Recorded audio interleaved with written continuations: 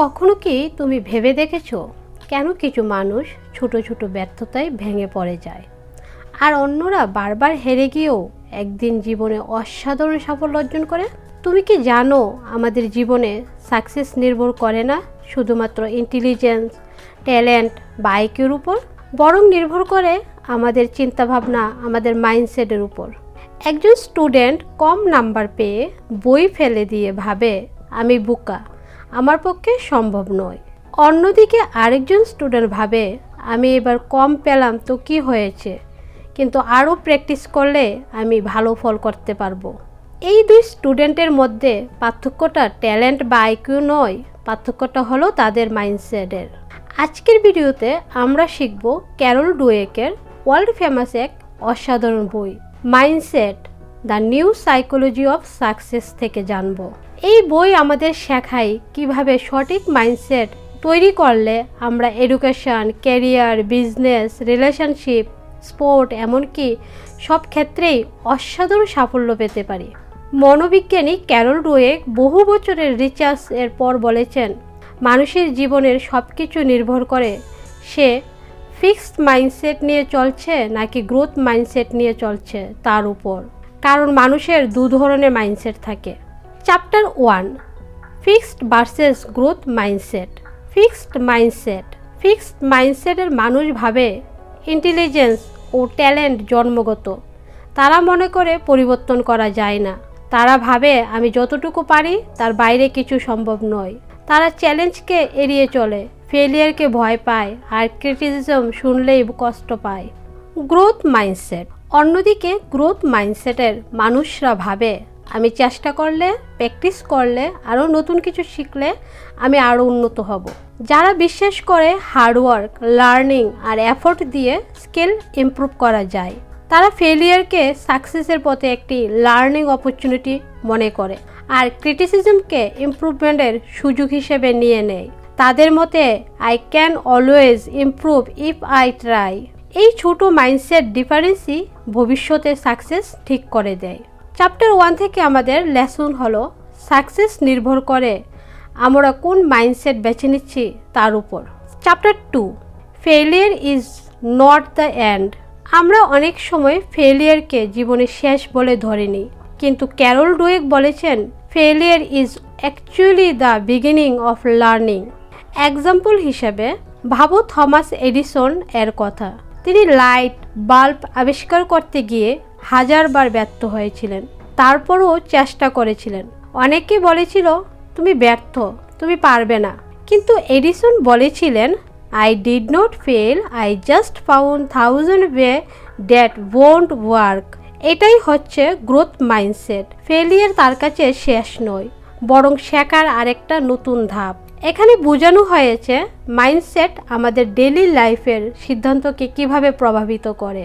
Fixed মাইন্ডসেটের মানুষ ব্যর্থতাকে ভয় পায় আর গ্রোথ মাইন্ডসেটের মানুষ ব্যর্থতাকে শিক্ষা মনে করে। আর এমনভাবেই মাইন্ডসেট জীবনের প্রতিটি ক্ষেত্রে আমাদের আচরণকে নিয়ন্ত্রণ করে। চ্যাপ্টার 2 থেকে আমাদের লেসন হলো একই পরিস্থিতিতে দুজন মানুষ একেবারে ভিন্নভাবে নিজেদের সামলায়, কারণ তাদের মাইন্ডসেট আলাদা। Chapter 3, effort versus talent. অনেকেই ভাবে প্রতিভাবান মানে কোনো চেষ্টা ছাড়াই সফল হওয়া যায়। তাই এখানে বলা হয়েছে প্রতিভা বা আইকিউ নয়, বরং ধারাবাহিক প্রচেষ্টা এবং অধ্যবসায় হলো সফলতার মূল। ফিক্সড মাইন্ডসেটের মানুষ ভাবে যদি আমি ট্যালেন্টেড, স্মার্ট হই তবে সব কিছুই সহজ, আমাকে আর এফোর্ট দিতে হবে না। কিন্তু গ্রোথ মাইন্ডসেটের মানুষরা ভাবে যদি আমি এফোর্ট দিয়ে প্র্যাকটিস করি তবে আরও স্মার্ট হব। কিন্তু ক্যারল ডুয়েক বলেন success is equal to talent into effort. Talent জন্মগত হতে পারে, কিন্তু এফোর্টই প্রতিভাকে পূর্ণতা দেয়।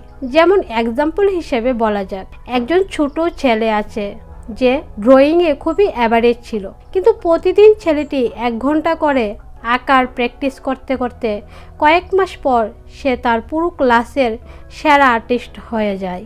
এটাই প্রমাণ করে effort is more powerful than talent. Chapter 3 থেকে আমাদের জন্য লেসন হলো ট্যালেন্ট ইজ জাস্ট আট starting point, not the final destination. Chapter 4, The Mindset of a Champion. খেলাধুলার জগতে এটা আরও স্পষ্ট। তাই স্পোর্টসের উদাহরণ দিয়ে বোঝানো হয়েছে মাইন্ডসেটের গুরুত্ব। অনেক খেলোয়াড় প্রতিভাবান হলেও ফিক্সড মাইন্ডসেটের কারণে বড় সাফল্য পায় না। আবার অনেকে অ্যাভারেজ প্রতিভা নিয়েও গ্রোথ মাইন্ডসেটের কারণে ওয়ার্ল্ড ক্লাস চ্যাম্পিয়ন হয়। তাই স্পোর্টস এর সাকসেস নির্ভর করে গ্রোথ মাইন্ডসেটের উপর। এক্সাম্পল, মাইকেল জর্ডন প্রথম দিকে তার স্কুলের শুরুতে বাস্কেটবল টিমে রিজেক্ট হয়েছিলেন। অনেকে হাল ছেড়ে দিত, কিন্তু তিনি ভেবেছিলেন আমি আরও প্র্যাকটিস করব, আমি আরও ভালো হব। রেজাল্ট, গ্রোথ মাইন্ডসেটের কারণে তিনি হলেন ইতিহাসের সর্বকালের অন্যতম সেরা বাস্কেটবল প্লেয়ার। চ্যাপ্টার 4 থেকে লেসন হলো চ্যাম্পিয়ন তৈরি হয় মনের ভেতরে। Chapter 5, business mindset and leadership.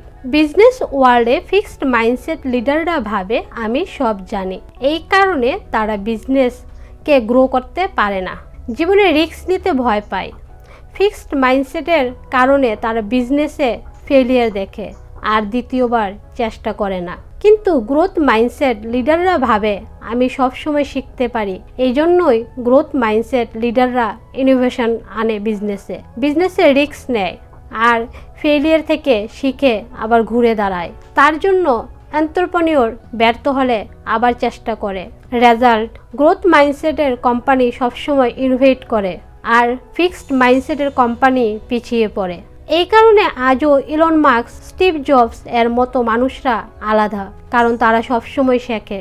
Chapter 5 থেকে আমাদের জন্য লেসন হলো লিডারশিপ মানে সব জানা নয়, বরং শিখে চলা।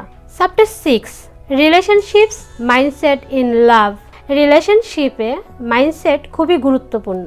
মাইন্ডসেট শুধু পড়াশোনা বা ব্যবসায় নয়, সম্পর্কেও প্রভাব ফেলে। ফিক্সড মাইন্ডসেট পার্টনাররা ভাবে তুমি আমাকে যেমন আছি তেমনই মেনে নাও, আমি বদলাতে চাই না। যদি সে আমাকে ভালোবাসে তবে আমাকে বদলাতে হবে না, এরকমই ভাবে ফিক্সড মাইন্ডসেটের মানুষরা। আর গ্রোথ মাইন্ডসেট পার্টনাররা ভাবে আমরা একসাথে শিখতে পারি, নিজেদের ইমপ্রুভ করে রিলেশনশিপকে একসাথে গ্রো করতে পারি। সম্পর্ক টিকে থাকে তখনই যখন দুজন মানুষ একসাথে চেঞ্জ হতে রাজি হয়। তাই হেলদি রিলেশনশিপের জন্য গ্রোথ মাইন্ডসেট অপরিহার্য। চ্যাপ্টার 6 থেকে লেসন হলো রিলেশনশিপ মানে পারফেক্ট হওয়া নয়, একসাথে গ্রো করা। চ্যাপ্টার 7, শিশুদের mindset, parents, teachers and coaches. তোমরা কি জানো মাইন্ডসেট কিভাবে তৈরি হয়? মাইন্ডসেট জন্মগত নয়, মাইন্ডসেট গড়ে ওঠে পরিবেশ থেকে। তাই গ্রোথ মাইন্ডসেট গড়ে তোলার জন্য এনভায়রনমেন্ট খুবই গুরুত্বপূর্ণ।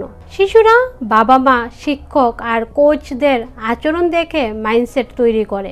যদি একটি শিশুকে সবসময় বলা হয় তুমি খুব ইন্টেলিজেন্স, তুমি খুব ট্যালেন্টেড, তবে সে ফিক্সড মাইন্ডসেট তৈরি করে।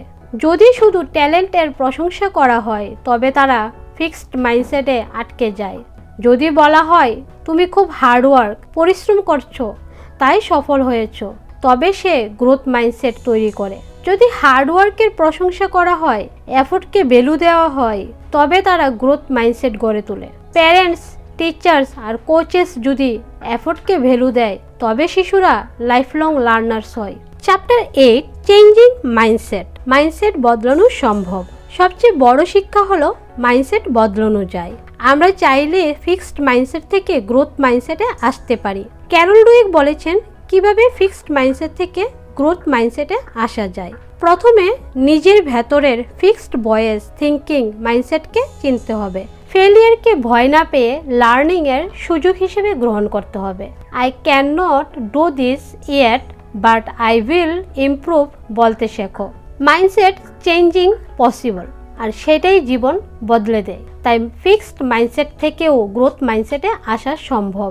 চ্যাপ্টার 8 থেকে লেসন হলো মাইন্ডসেট চেঞ্জ করা সম্ভব, আর সেটাই আমাদের জীবনের সবথেকে বড় ট্রান্সফরমেশন। ক্যারল ডুয়েকের এই বই আমাদের সবচেয়ে বড় লেসন শেখালেন। ট্যালেন্ট জন্মগত হতে পারে, কিন্তু মাইন্ডসেট আমরা নিজেরাই চুজ করতে পারি। তাই সাকসেস নির্ভর করে মাইন্ডসেটের উপর, আর সাকসেস নির্ভর করে না জন্মগত প্রতিভার উপর, বরং নির্ভর করে আমাদের শেখার মানসিকতার উপর।